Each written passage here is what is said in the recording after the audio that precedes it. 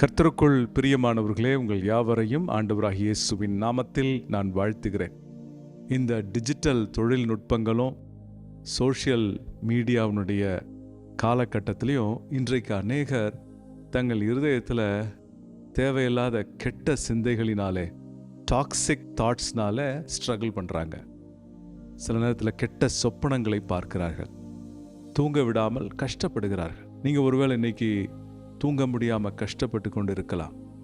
உங்கள் மனசில் தேவையற்ற எண்ணங்கள், பயங்கள் வந்து கொண்டு இருக்கலாம்.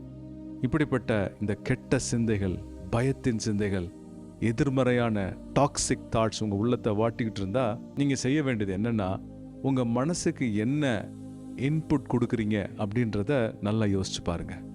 வேதம் சொல்லுகிறது, நீங்கள் இந்த பிரபஞ்சத்திற்கு ஒத்த வேஷம் தெரியாமல் உங்கள் மனம் புதிதாகும்படி மறுரூபமாகுங்கள் என்று வேதம் சொல்லுகிறது.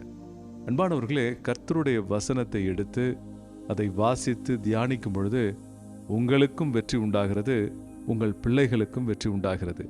நாம் வேதத்தை மறக்கும் போது, அதை குறித்து தியானித்து நம் மனதை மறுரூபமாக்காமல் விட்டுவிடும் பொழுது நமக்குள்ள டாக்ஸிக் தாட்ஸ் புரண்டு வந்து நம்மை கஷ்டப்படுத்துகிறது.